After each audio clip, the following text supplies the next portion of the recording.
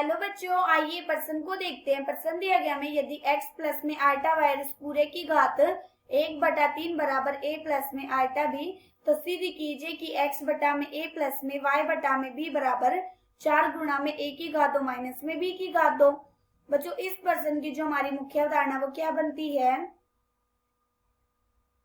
मुख्य अवधारणा।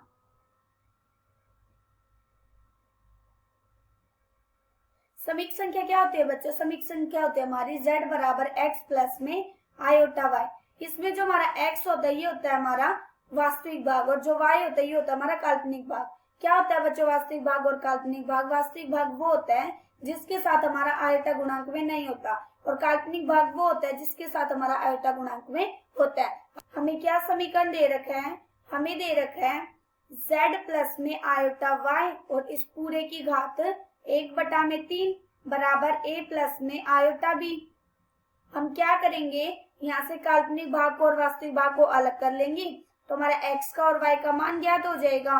फिर हमारा x का y का मान ज्ञात होके हमें जो सिद्ध करना है उसके हम क्या करेंगे, बाएं पक्ष में x का और y का मान लगा देंगे, फिर हम उसे दाएं पक्ष के बराबर दिखा देंगे, और हमें यही तो सिद्ध करना है। तो सबसे पहले हम क्या करेंगे, सबसे पहले हम x का और y का मान ज्ञात करेंगे। तो हम कैसे करेंगे, हम दोनों तरफ क्या कर देंगे, घन कर देंगे।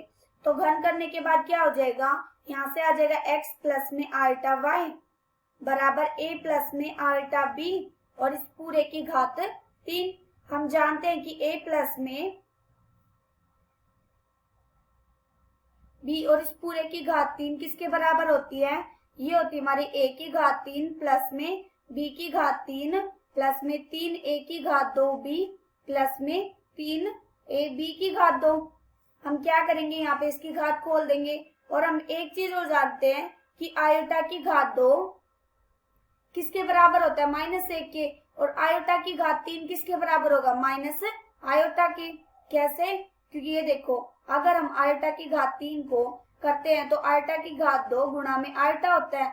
आयोटा की घात 2 किसके बराबर है? -1 के। तो -1 गुणा में आयोटा, तो यहाँ से कितना आ जाएगा, माइनस के आयोटा। अब हम क्या करेंगे, सबसे पहले हम इसकी घात खोल देंगे। यह आ जाएगा हमारा x प्लस में आयोटा y बराबर यहाँ से a की घात 3 प्लस में 3a की घात 2 आयोटा b प्लस में 3a गुणा में आयोटा b की घात 2 प्लस में आयोटा b और इस पूरे की घात 3। यहाँ से कितना आ जाएगा, ये आ जाएगा a की घात 3 प्लस में 3a की घात 2 b आयोटा प्लस में यहाँ से कितना आ जाएगा, आयोटा की घात 2 आ जाएगा, और हम जानते हैं कि आयोटा की घात 2 किसके बराबर होता है? -1 के।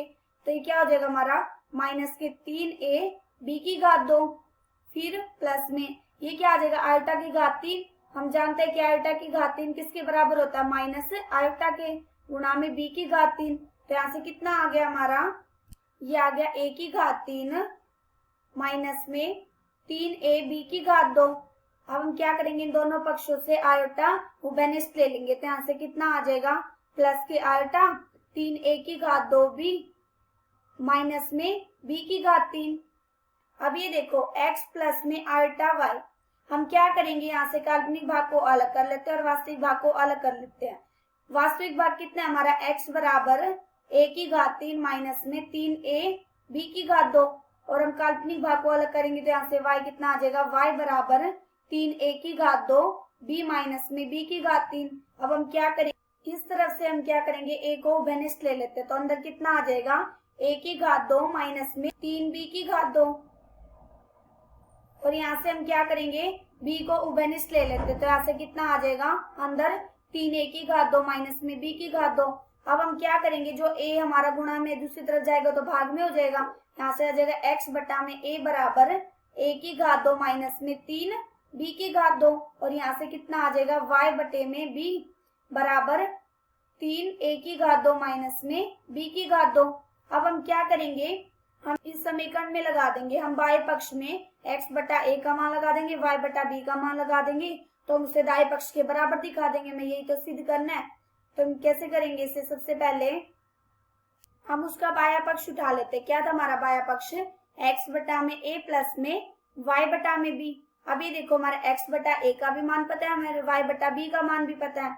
तो जब हम यहाँ पे लगाएंगे तो यहाँ से कितना आ जाएगा, ये आ जाएगा a की घात 2 माइनस में 3 b की घात 2 प्लस में 3 a की घात 2 माइनस में b की घात 2।